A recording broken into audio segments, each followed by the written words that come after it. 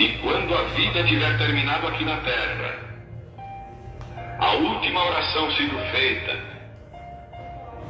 as batalhas terminadas, a fumaça dissipada, as armas penduradas, todas as Bíblias fechadas, e subirmos à tua casa, naquele amanhecer eterno e brilhante, quando os eleitos se reunirem em seu lar, além do sol, como disse o poeta, Senhor, ao ver aquela mesa posta para a ceia com quilômetros de comprimento, olhando-nos uns aos outros de frente, veteranos com cicatrizes de batalhas, lágrimas de alegria caindo de nossos rostos, e o Rei saindo em sua beleza e santidade, andando ao longo da mesa e com suas próprias mãos enxugando todas as lágrimas, dizendo: não chores mais, tudo tem terminado, entra no gozo do Senhor. As lutas do caminho serão como nada, Pai, quando chegarmos ao fim da jornada.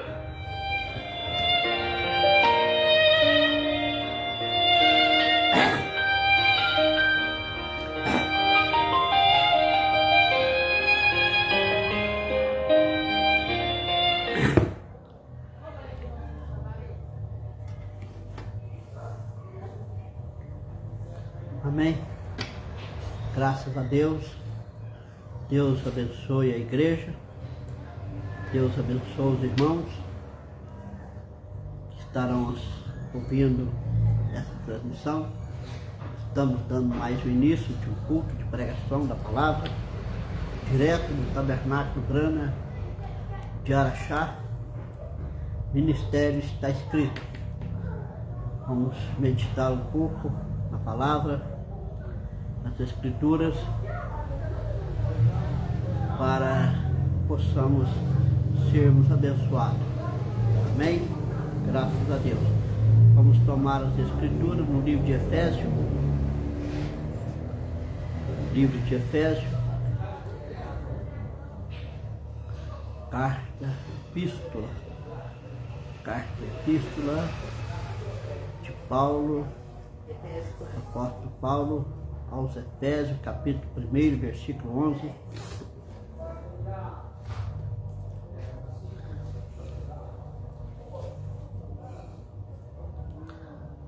Versículo 11.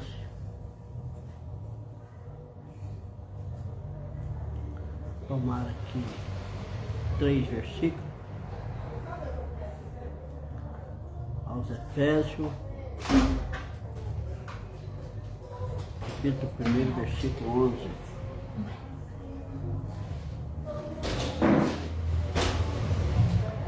E nele digo, em quem também fomos feito herança, havendo sido predestinado conforme o propósito daquele que faz todas as coisas segundo o conselho de sua vontade, com o fim de sermos para o louvor de sua glória, nós que primeiro nos esperamos em Cristo, em quem também vos estáis, depois de ouvistes a palavra da verdade, o evangelho da vossa salvação, tendo nele crido, também, tendo nele também crido, foste selado com o Espírito Santo da promessa. Aleluia, glórias a Deus. Pai Celestial, Deus Eterno, abençoa a Tua palavra, Senhor, nos nossos corações. Deus bendito, cujos lábios de quem fala, Senhor, circuncidam os ouvidos daqueles que vão ouvir.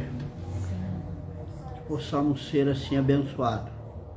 No nome do Senhor Jesus Cristo, a Deus, eu te peço. Amém. Assentai.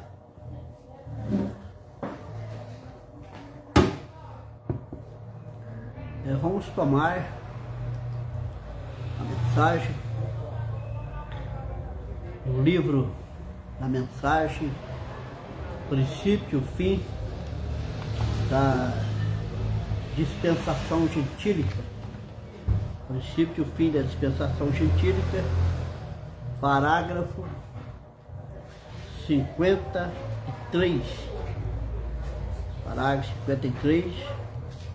Vamos ter assim o início.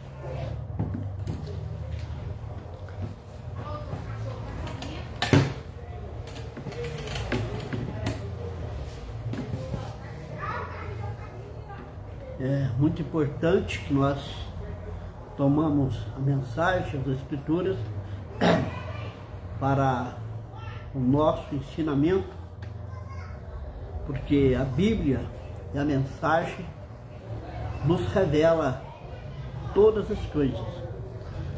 Ela revela quem são e a mensagem revela, e a Bíblia revela também aqueles que não são.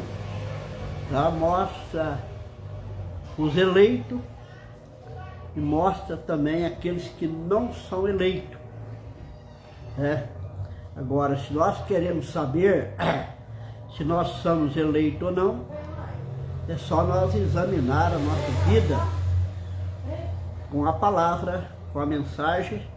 Nós vamos saber então se nós somos eleitos ou não, porque nós temos que nos identificar com a palavra, identificar com a Bíblia, com as Escrituras, com a mensagem e também com a mensagem do dia, Não adianta eu identificar com a mensagem de Lutero, já passou. A mensagem de Wesley, a mensagem de Pentecostais, não adianta eu identificar com eles, porque já passou. Eu não posso identificar com a primeira e segunda etapa, porque também já passou, Os crentes hoje, os eleitos, ele tem que identificar com a terceira puxada. Veja, a terceira puxada que nós temos que nos identificar é a mensagem do dia, porque cada crente teve a mensagem dos seus dias, aquela porção do Evangelho para os seus dias, certo?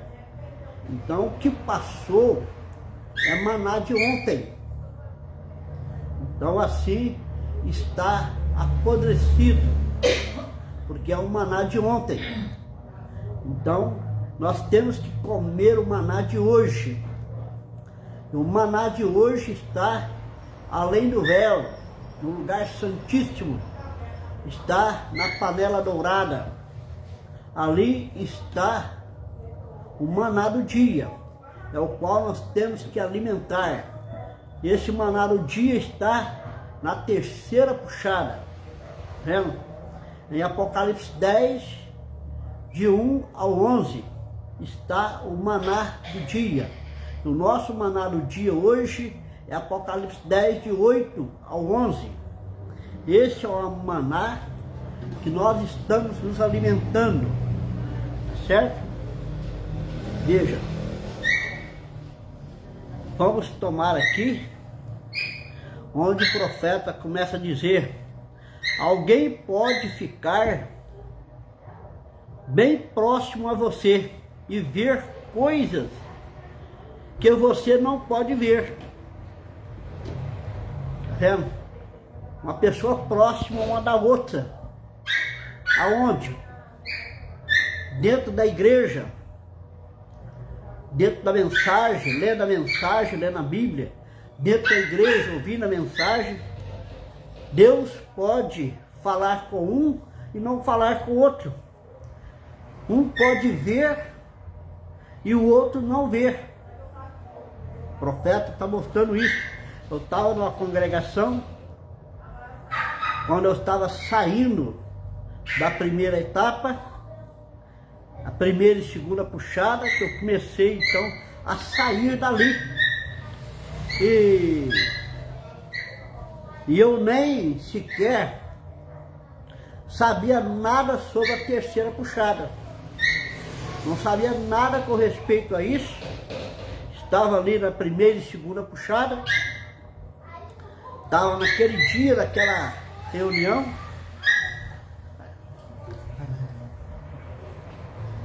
o irmão Brana, eu estava lá naquela reunião, quando Deus falou comigo, naquela noite, através da mensagem do irmão Brana, que o pastor lia ali na frente. Deus, naquela noite, Ele falou comigo, com ninguém mais. Ninguém mais ouviu a voz de Deus. Ninguém mais viu Deus falando. Deus falou unicamente comigo, naquela noite. Veja, eu nem conhecia a terceira puxada. Ninguém tinha me pregado para mim sobre a terceira puxada.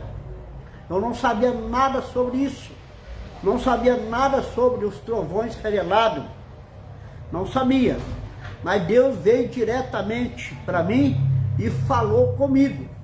Veja. E eu saí. Veja. Não pode ver. Para salvar a sua vida. Veja. Isto é correto. Alguém disse, eu não creio nisso. Que Deus pode falar com a pessoa perto, eu sei que você não. Alguém disse, eu não creio nisso. Está entre aspas. Eu nunca vi nada. Porque não era para você ver. Tem gente que diz assim, eu não creio nisso. Eu não creio nessas coisas. Mas não é realmente para você crer. A pessoa não está predestinada para crer naquilo. Aquilo é para o eleito. Deus fala com o eleito, com seu filho. E aquele que não é um eleito, nada sabe sobre isso, não ouve nada sobre isso. Não vê a luz, uma luz que brilha. E ele não vê. Veja, que coisa, né? Brilhar uma luz naquele lugar, aquele esplendor de uma luz, que pode até mesmo deixar a pessoa cega, com aquele brilho da luz, e a pessoa que está ali não vê aquela luz. Veja, não vê. Somente um eleito que vai ver aquela luz, os outros não vai. Uma luz tão forte, que cega até mesmo com a sua claridade. Veja, aqueles que iam com Paulo, quando Paulo foi derribado do seu cavalo, teve de cair por terra, espojar, como estava por terra, nenhum deles ouviu aquela voz que falou com Paulo, e nem ouviu, teve aquela visão. Paulo viu isso. Paulo viu uma voz e viu a luz. Ele viu uma luz, derrubou Paulo, e uma voz através da luz falou com Paulo, porque era a coluna de fogo. Veja, a coluna de fogo encontrou Paulo no caminho de Damasco, era uma luz, era a coluna de fogo. E daquela coluna de fogo saiu a voz que falou com Paulo. Paulo viu a coluna de fogo, ele viu a voz, mas os outros cavaleiros, seus amigos, que estavam com ele, não viu nada. Não presenciou nada, não viu nada, não ouviu nada.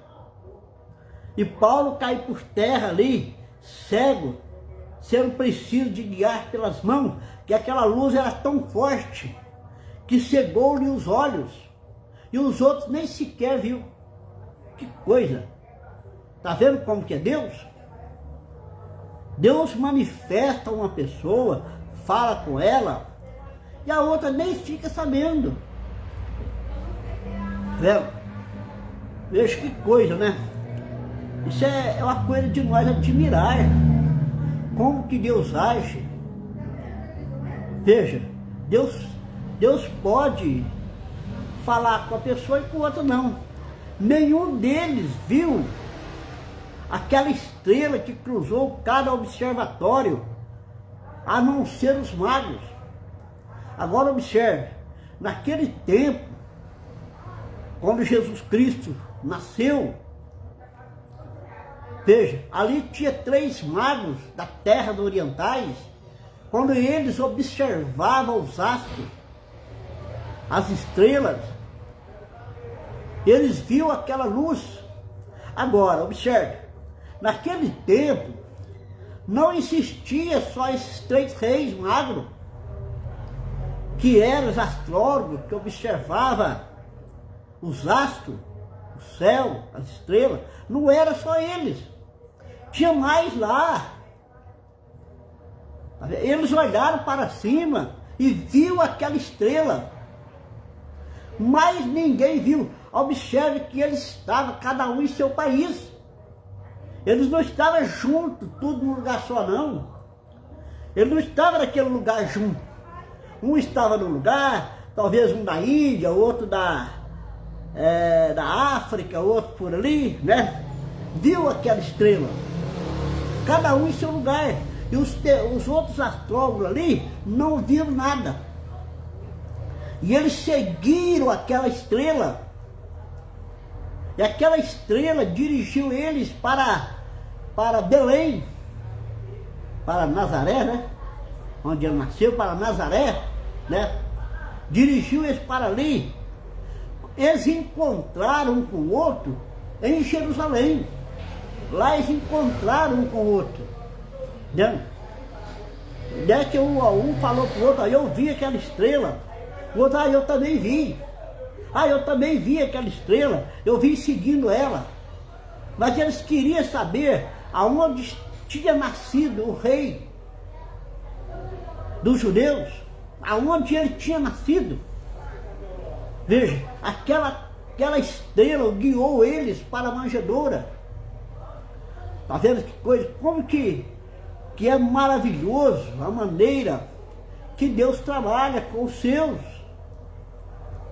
Eu acho que nada acontece por acaso. Deus sempre tem um propósito na nossa vida. Deus tem um propósito.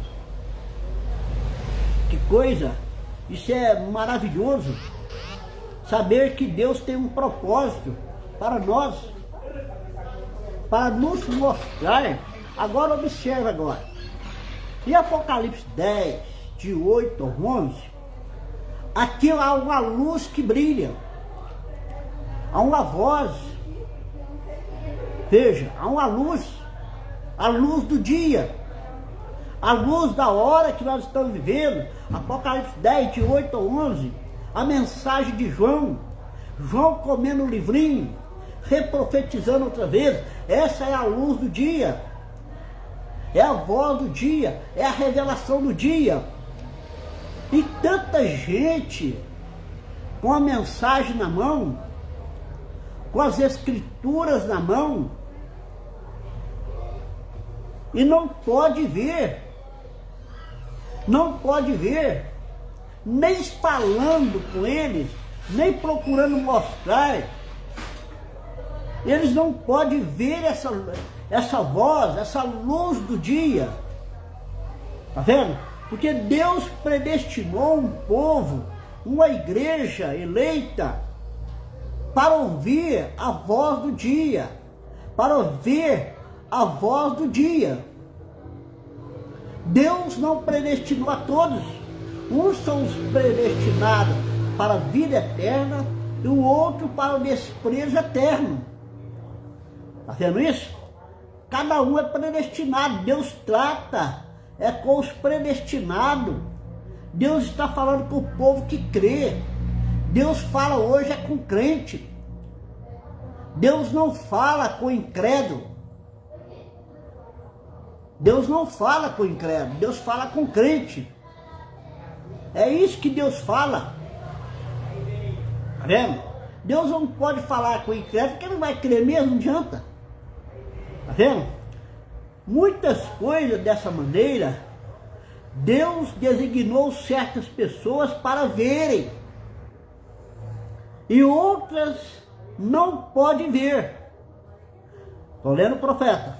Ó, gosto demais disso, diz o profeta, quando Deus, em sua infinita sabedoria, predestinou certas coisas para acontecer, poderia acontecer a pessoa sentada bem próxima de você, e você não saber de nada a respeito. Olha que coisa! Deus trata com a pessoa sentada no lado da outra. Deus está tratando com ela e a outra nem sequer percebe o que está acontecendo. Por isso que Jesus disse que naquele dia estavam dois deitados numa cama. Será levado um e deixado o outro, duas moendo no moinho. Será levado uma e deixado a outra, dois estará no campo. Será levado um e deixado o outro. Então um é chamado, o outro não. Veja Datã. Quando Elias estava em Datã, ele estava todo rodeado ali pelos os forasteiros que vieram ao exército sírio, o exército da Síria, procurando Elias.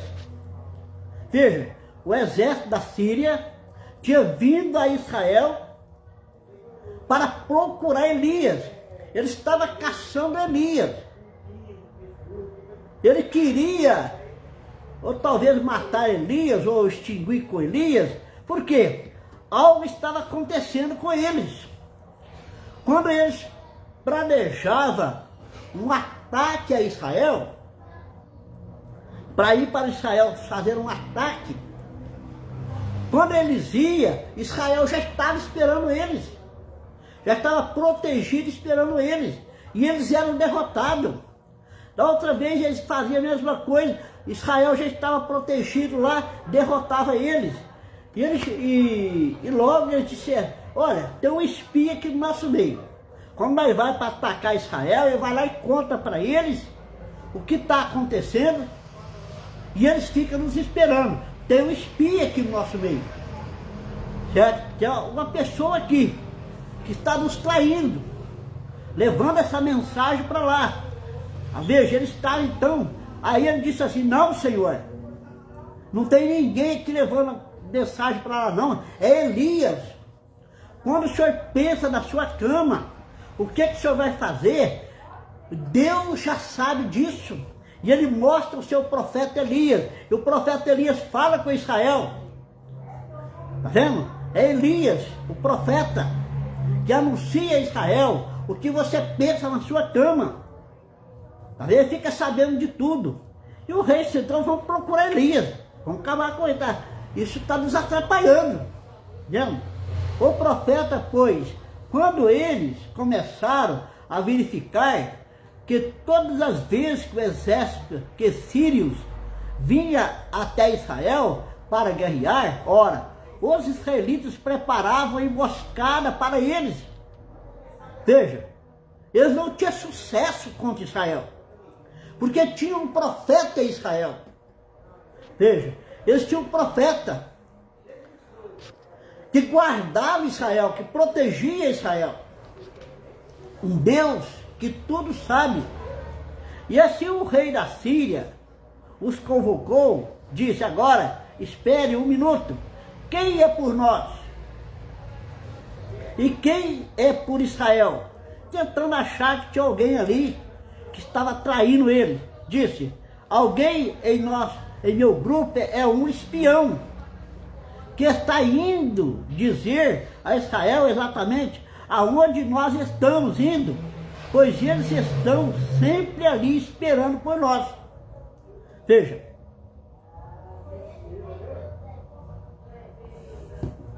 um homem que tinha um pouco de espiritualidade, lá no meio deles, um homem que tinha um pouco de espiritualidade, ele disse, não, meu pai, porém é o profeta Elias, pois ele sabe em seu quarto o que vai fazer a seguir.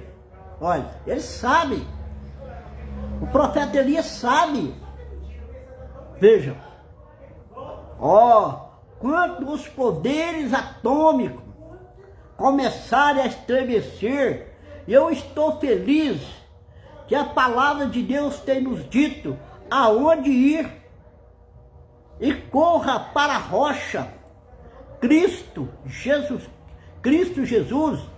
Cada homem nela está salvo e seguro, nada pode feri-lo, ninguém, nenhuma bomba atômica, nenhum cobalt, nada mais pode tocar o protegido de Deus, salvo, seguro, ancorado.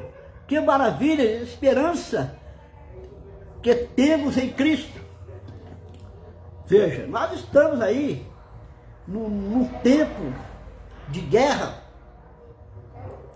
rumores de guerra, a bomba atômica para explodir, não explodir.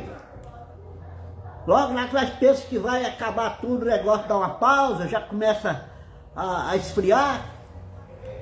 Mas uma coisa é certa, antes que essa bomba atômica se explode, Deus tirará a sua igreja daqui. Antes que essa bomba atômica seja explodida, ela não vai ser explodida com o eleito aqui. Haverá primeiro um arrebatamento, antes que essa bomba atômica possa se explodir.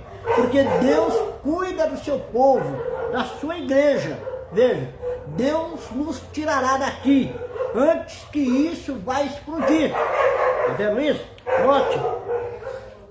Note que havia ali um homem com ele, seu servo rapaz espiritual, ia e derramava água nas mãos do profeta.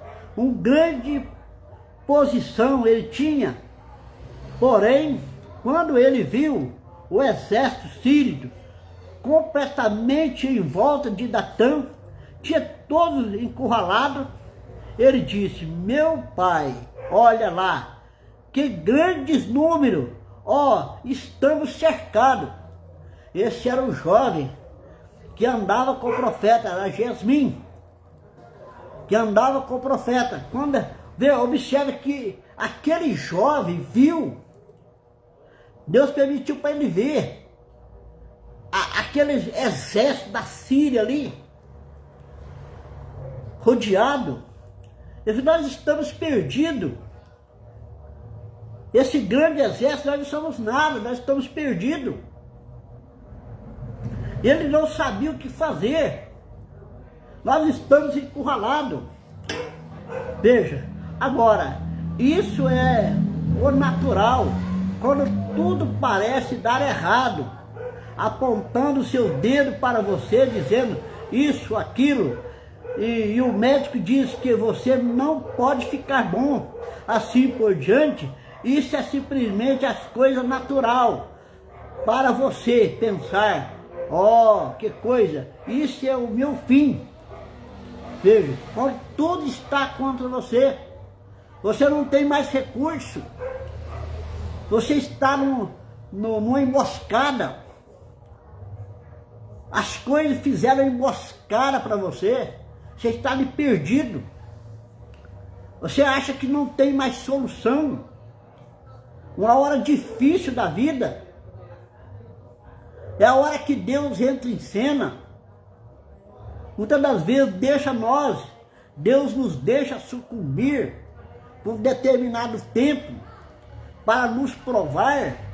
Mas a Bíblia disse algo tremendo, que nós não podemos ser tentados além daquilo que nós não podemos suportar. O homem não pode ser tentado além daquilo que ele não pode suportar. Ele é tentado à medida que ele pode suportar, mas ele tem que lutar contra aquele mal que está vindo sobre ele. É como disse São Tiago: resisti o diabo e ele fugirá de vós. Quando nós resistimos o diabo é aquela vontade que nos dá, que o diabo implanta no coração de fazer algo errado, como nós vamos resistir daquilo, resistir isso. Quando nós resistimos o diabo, logo aquilo acalma, aquilo refresca. Por isso que Tiago disse assim, não dê lugar ao diabo. Porque muitas pessoas caem numa desgraça da vida e acaba exatamente com sua vida, com suas carreiras, porque dá lugar para o diabo. Quando ele dá lugar para o diabo entra. Veja, ele entra primeiro na mente. Ele começa a trabalhar na mente. Quando ele dá vazão a ele na mente, aquilo desce para o coração. Aquele pecado é consumado. Então não dê lugar para o diabo. Resistir a ele. Resiste o diabo, que ele vai fugir. É a mesma coisa de uma pessoa que fuma, por exemplo. Eu já fumei, ali até os meus 17 anos, quando eu tive que lutar contra o vício do cigarro, para eu deixar o cigarro. Eu fui resistir àquilo, fui resistindo, até que eu fui liberto. Resistir, porque aquele cigarro era um diabo que estava destruindo a minha vida, estava acabando comigo. Eu resisti àquilo, e aquela vontade me deixou.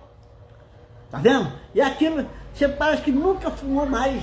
Aquele desejo sai da sua vida quando você resiste isso. Nós temos que resistir. Tá vendo? Não é que eu estou com vontade, eu vou fazer isso, e não resiste nada, e faz aquilo. Não é assim, veja. Porém, Elias disse, há mais do que estão conosco, do que o que estão com eles. Veja. Aí Jasmin olhou assim, há mais que estão conosco, que estão com eles? Nós estamos um grupinho aqui pequeno, veja o exército da Síria aí, veja esse número de cavaleiros, cavalos de guerra, como tem mais conosco do que com eles? Aí Elias disse assim, Senhor Deus, abre os olhos deste moço, para que ele veja. Quando Deus abriu o olho de Jasmin, ele viu sobre as montanhas cavalos, carruagens de fogo, estava assim, pulsando para ir para a guerra. Quando ele viu aquele exército de Deus em volta das montanhas com cavalos de fogo, ele sentiu seguro naquela hora. Veja, sentiu seguro quando ele viu. Agora, é uma coisa tão interessante que foi só Jasmin que viu. Nem Elias viu aqueles cavalos de fogo. Nem Elias viu aquela carruagem. Eles não viram Elias. Quem viu foi só Jasmin. Elias já sabia que tinha, mas ele não tinha visto. Mas Jasmin, ele viu. E foi só ele que viu. Mas ninguém mais, nem Elias viu, foi só ele. Que coisa! Abre os olhos desse moço para ver. Existe um Deus que está sobre nós, querendo nos proteger, querendo nos livrar, querendo nos libertar. Ele está ali, basta somente crer. Agora você pode imaginar aquele profeta ou aquele Geazi, se sentiu o servo, ele olhou para ele, ele disse, ora, eu não vejo ninguém. Vejam, ele diz, Deus abre os olhos do rapaz. Então logo Deus fez algo. Aqui está atentando isso, quando Deus abriu a sua visão espiritual. Na volta de todos ali, do profeta, estava carruagem de fogo e anjos de fogo. Ora, ele viu, as carruagens de fogo sobrepulsavam em números aqueles exércitos sírios, aos milhares, as montanhas estavam pegando fogo, anjos de Deus, anjos de fogo, cavalos de fogo, carruagens de fogo. Irmão, Deus está conosco, Deus está pronto para nos defender, para nos guardar, para nos livrar. Ele está nessa posição. Então nós temos que crer nisso. E a Bíblia diz, os anjos de Deus se acampam ao redor daqueles que o temem. Veja, os anjos de Deus acampam ao redor daqueles que o temem e os livram do mal. Nós temos anjos ao nosso redor para nos livrar. Quando nós temos uma vida vivida, temerosa a Deus, tá vendo? Deus coloca anjo ao nosso lado para nos guardar, para nos livrar. Veja, do mesmo modo é hoje à noite, eu me pergunto o que aconteceria se um homem aqui hoje à noite que tivesse o poder de atingir os seus olhos e dizer, olhe, encontra-se em volta deste tabernáculo hoje à noite, veja, seria números que está, seria mesmo que aqui para o resto da vida, ficaria, ele diz assim, se Deus pudesse abrir os olhos do povo para ver o que está sobre esse tabernáculo, ele seria crente ali o resto da vida. Por que que muitas pessoas não são crentes? Por que que as pessoas muitas das vezes não aceitam, não seguem as coisas de Deus? Porque elas não vêem, elas não têm aquela visão de ver. Tá vendo? Às vezes você pode ver isso com seus olhos naturais, porém você pode sentir o impulso disso, algo perto, um sexto sentido, que indica que algo está perto. Esse sexto sentido é o sentido da fé. Esse sexto sentido é a fé que você tem. Você pressente que algo está ali. Veja, observe, esta manhã abriram os ouvidos do surdo, fazendo os que tivessem paralisias infantil andar por aqui, como se não houvesse nada de errado com ele. Oh, que é isso? É o sentido interior. Eu quero dizer, o sentido, o sexto sentido, que está o consciente, o espírito, de que algo está perto. Tenha fé em Deus. Esse é o sexto sentido, que a fé genuína em Deus, não é uma fé intelectual, não é a fé de uma religião, de ir atrás de uma seita religiosa, mas é uma fé de procurar Deus e seu poder. Porque Deus, muitas das vezes no quarto da sua vida, crê em Deus, independente de qualquer coisa, de religião, de quer que seja, ter uma fé pessoal com Deus. Crê-se, Deus, eu creio no Senhor, que o Senhor me ajude. Esse sexto sentido, que é uma fé genuína, que a pessoa pode crer, Deus o salvará. Veja, agora eles não viu isso no princípio, porém Elias provavelmente não viu isso. Olha, Elias provavelmente não viu isso, diz o profeta. Elias não viu, porém ele pediu para que os olhos do rapaz visse isso. Porém Eliseu estava consciente que eles estavam ali. Então Elias tinha uma consciência que eles estavam ali. Os cavaleiros, os cavalos de fogo, anjos de fogo, ele tinha consciência que estava ali. Mas Elias não tinha visto. Mas ele disse, Deus, abre os olhos do rapaz para que ele veja. E abriu os olhos, o rapaz viu aquilo ali. Veja que coisa tremenda. Muitas das vezes a gente não vê coisa porque os nossos olhos estão vendados para não ver. Tomé uma vez disse, deixe-me colocar as minhas mãos no seu lado. Veja, quando Tomé falaram para Tomé que ele tinha ressuscitado, eu não acredito. Eu só acredito que eu ver e colocar a mão no seu lado, aonde a lança entrou. Jesus disse, porque me viste, creste, quando maior é o galardão daqueles que nunca viram e creram. Tais somos nós, hoje à noite, para todos aqueles que crêem, sem ter visto. Nós cremos sem ver. Nós aqui, bem aqui no fim, nós não vimos o que aconteceu. Nós não tivemos no tempo de Jesus, nós não tivemos aqui no tempo do profeta, quando estava fazendo obras maiores. Nós não vimos isso. Mas quando isso chega a nós, nós cremos nisso. Nós cremos que é a verdade, que tudo isso aconteceu, que foi verdade. Isso nós cremos, que é esse sexto sentido que nós temos. Nós cremos que isso é verdade, mas nós não vimos. Nós não vimos nada. Mas bem-aventurado aquele que não vê e crê. Note, então Elias foi até lá, onde esta circunstância estava. Ele falou com eles. Primeiro, ele foi lá. E a Bíblia diz, eles o feriu de cegueira. Veja, Deus feriu aquele exército de cegueira. Feriu ele, o rei, de cegueira. O rei ficou cego, ele estava procurando por Elias. E Deus feriu aquele rei de cegueira.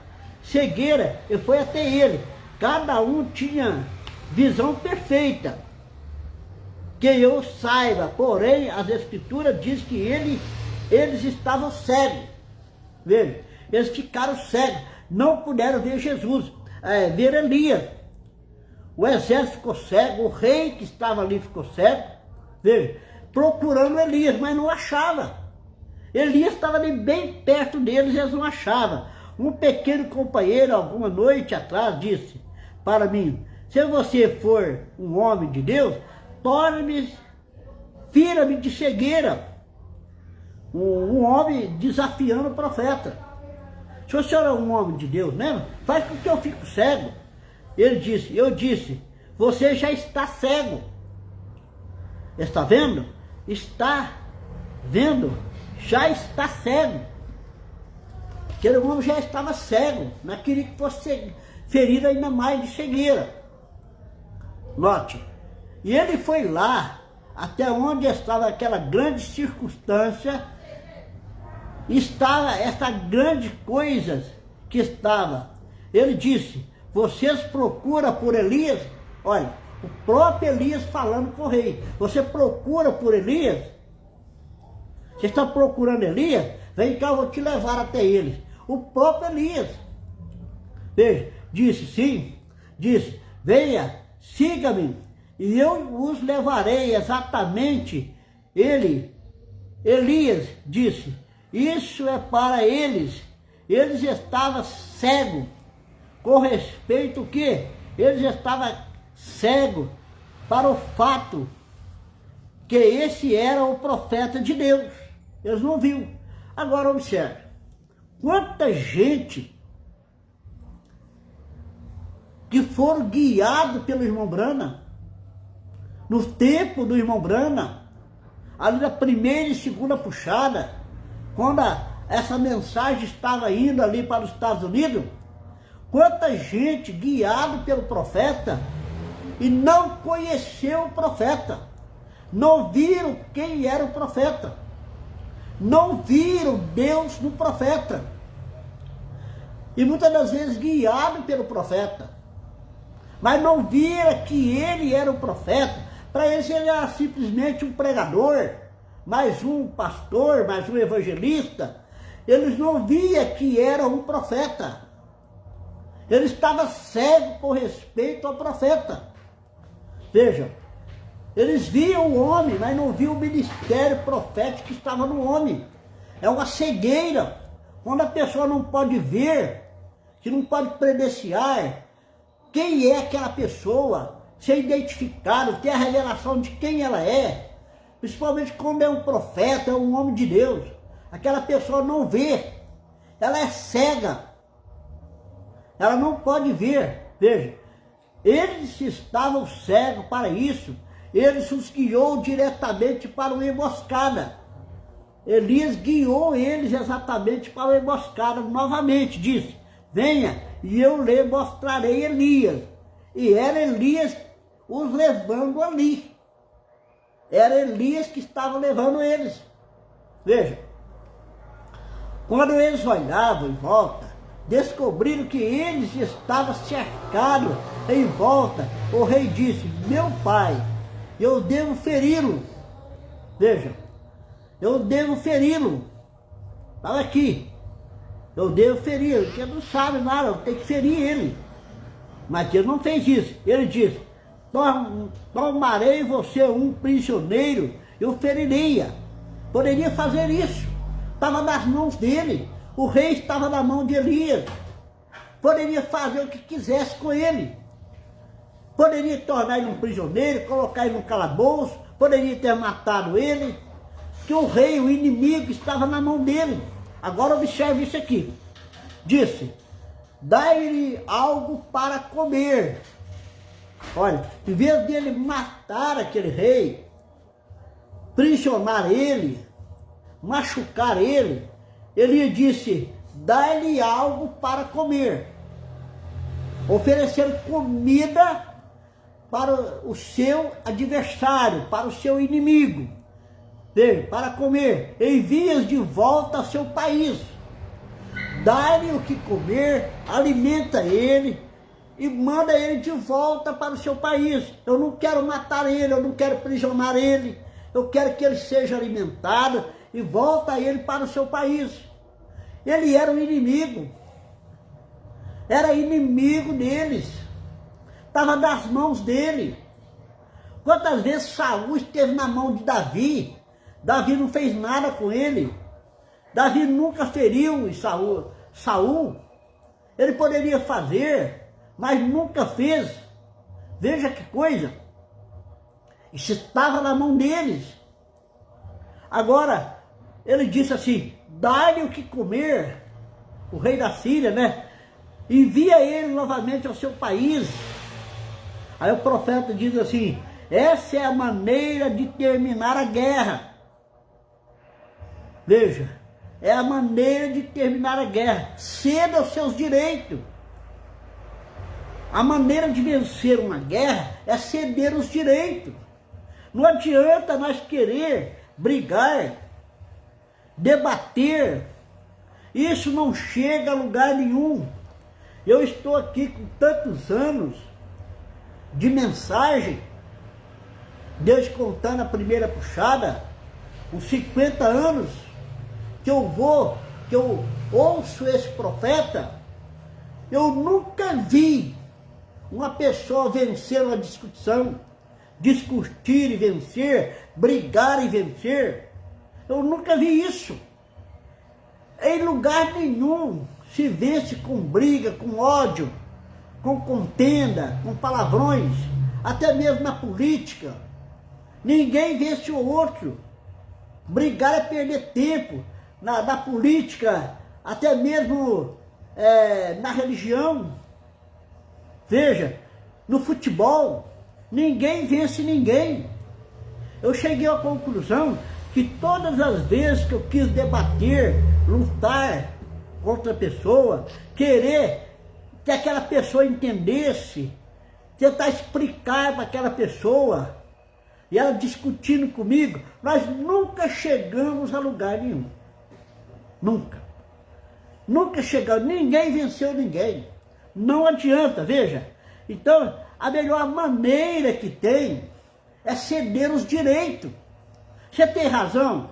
Você tem direito? Tem. Mas cede isso para o seu inimigo. Deixa ele embora em paz. Devolva eles embora em paz. Não tenta discutir, não tenta debater. Não vai resolver nada. E Elias pegou esse homem. Não vai resolver nada. E Elias pegou esse homem. Tá vendo? Elias simplesmente disse: dai a ele o que comer. Veja que maneira, leve ele novamente para o seu país. Essa é a maneira de terminar as guerras. Não está correto? Certamente. Oh, que coisa! Se nós simplesmente adotássemos esse princípio, veja, observe, se nós apenas adotássemos esse princípio hoje, de alimentar seu inimigo, faça o bem àqueles que o odeiam. Veja, faça bem àqueles que odeiam. A Bíblia nos ensina para nós amar os nossos inimigos, orar por aquele que nos persegue, amar os inimigos. E tem gente que não está conseguindo nem amar irmão da igreja, não consegue amar o pastor, não consegue amar o irmão, sendo que tem que amar até os inimigos, não está conseguindo amar nem os amigos. Veja, quando nós vamos amar o nosso inimigo, veja, não fazendo nada de mal, se puder ajudar ele. Se ele está com fome, dá-lhe o que comer. Veja, é a maneira correta de nós fazer isso. É o que a Bíblia nos ensina, veja. Tá certo? É a maneira correta que Deus nos ensina. Como agir, como fazer, como nos comportar como verdadeiro filho de Deus. Tudo se resolve pelo amor. É com amor que resolve as coisas.